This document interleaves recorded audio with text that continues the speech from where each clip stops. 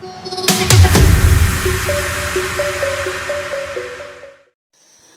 Student, मैं हूं संजय कुमार और आप देख रहे हैं रिविटिंग मैथ क्लासेस। इस वीडियो में हम देखेंगे एनसीईआरटी मैथ क्लास 10th का जो चैप्टर है वो पोलिनोमियल, यानी ये अध्याय 2 है। तो पोलिनोमियल चैप्टर इसका हम क्वेश्चन बनाने से पहले हम इसका पहले क्या करते हैं, हम थ्योरी देख लेते हैं कि थ्योरी एक्चुअली होता क्या है, क्योंकि कोई भी सवाल बनाने से पहले हमें उसका थ्योरी का ज्ञान होना ज़रूरी होता है। तो चलते हैं, वीडियो शुरू करते हैं और उसमें देखते हैं कि बहुपद, पहले बहुपद होता क्या है।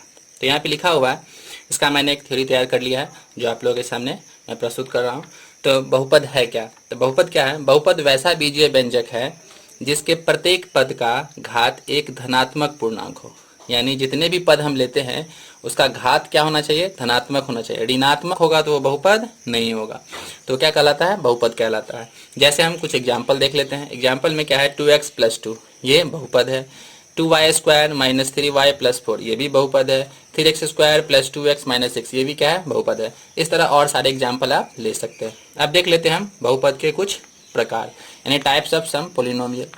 तो इसमें एक्चुअली इसके प्रकार बहुत सारे होते हैं, लेकिन इसमें जो मेन आपको पढ़ना है चैप्टर में वो 2-3 पढ़ लीजिएगा तो काम चल जाएगा। जैसा कि रैखिक बहुपद, रैखिक बहुपद या एक घाती बहुपद हमने इसलिए लिखा है क्योंकि रैखिक बहुपद का घात को हम एक घाती बहुपद के रूप में भी हम जानते हैं।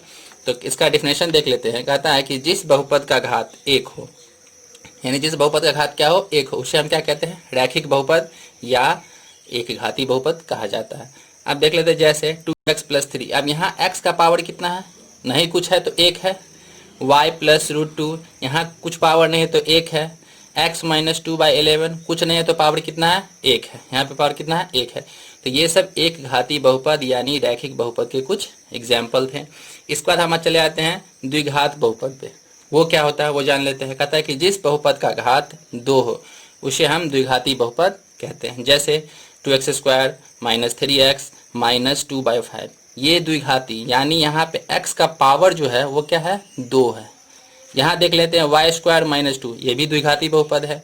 2x² + 1/7 ये भी क्या है? द्विघाती बहुपद है। इस तरह आप और सारे एग्जाम्पल ले सकते हैं। अब चलते हैं हम त्रिघाती बहुपद की ओर। 3 घात वाले बहुपद को त्रिघाती।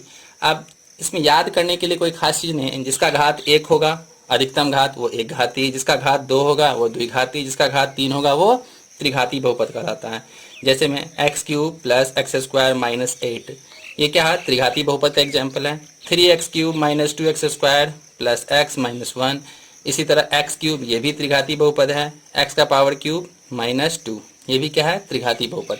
इस तरह से एक घाती, द्विघाती, त्रिघाती तो हम देख लिए एक घाती। अब देखते हैं बहुपद के व्यापक रूप। व्यापक का मतलब जो विस्तारित रूप होता है वो हम देखने जा रहे हैं कि बहुपद का व्यापक रूप क्या होता है। तो चलते हैं व्यापक रूप की ओर। बहुपद का व्यापक रूप कह रहा है, पहला पॉइंट है कि द्विघात बहुपद का व्यापक रूप, यानी जो 2 घात वाले बहुपद होंगे वो तो द्विघात बहुपद कहलाएंगे। उसका व्यापक रूप क्या होता है? ax² + bx + c के रूप में होता है। अब आप सोच रहे होंगे ए बी सी ये है क्या? तो यहाँ हमने लिख दिया है कि ए बी सी क्या है? वास्तविक संख्या होगी और एवं a = 0 हो, इस कंडीशन में है तो उसे हम क्या कहते हैं? द्विघात बहुपद का व्यापक रूप। अब देखते हैं त्रिघात बहुपद का व्यापक रूप। ax³ + bx² + cx + d के रूप में होता है। त्रिघात बहुपद किसके रूप में होता है? ax² + ax³ + bx² + cx + d के रूप में होता है।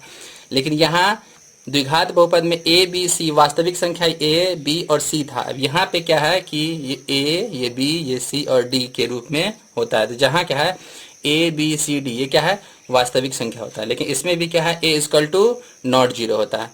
तो बेसिकली ये थ्योरी था। अब ये जो चैप्टर है अध्याय 2 वो जो हम बनाएंगे तो उसका कुछ ना कुछ क्या होता है कि फॉर्मूला होता है। तो अब चलते हैं हम 2.1 तो उसका हम अब क्या करते हैं? फार्मूला देखते हैं। तो फार्मूला क्या है? पहला है कि द्विघात बहुपद ज्ञात करने हेतु। अब हमें जब द्विघात बहुपद निकालना हो तो उसका फार्मूला होता है x² माइनस इसको कहते हैं alpha, alpha plus beta into X और plus alpha into beta equal to कितना होता है? 0। यहाँ हमने कुछ सिंबल लिख दिया, उसका क्या नाम है पढ़ने में, क्योंकि आपको दिक्कत ना हो। इसको अल्फा पढ़ते हैं, इसको बीटा पढ़ते हैं और इसको गामा पढ़ते हैं। जहाँ ये जो फार्मूला है इसमें कुछ कंडीशन है। क्या है कि अल्फा और प्लस बीटा को हमने क्या माना? क्या होता है? बराबर इक्वल टू बी और अल्फा इंटू बीटा बराबर ए, क्योंकि इसका जो फॉर्मूला होता है द्विघात बहुपद का, जो व्यापक रूप हमने इससे पहले बताया है कि एक्स स्क्वायर माइनस यानी A X square plus B X करके रूप में होता है, तो वहाँ तो ये तो है नहीं, लेकिन यहाँ हमको द्विघात बहुपद निकालना है कहाँ, जब अल्फा बीटा दिया हो तो वो हम निकाल सकते हैं।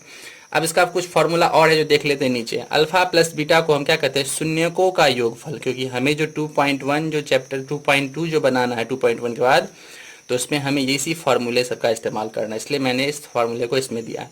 और अल्फा इंटू बीटा को क्या कहते हैं, शून्यकों का गुणनफल कहा जाता है। तो अब फार्मूला देख लेते हैं। अल्फा प्लस बीटा बराबर क्या होता है, minus B by A. Alpha into beta बराबर सी बटा A. Alpha plus beta plus gamma बराबर माइनस बी बटा A. Alpha beta, beta gamma और गामा अल्फा, इन तीनों का जो योगफल बराबर कितना होता है, सी बटा ए।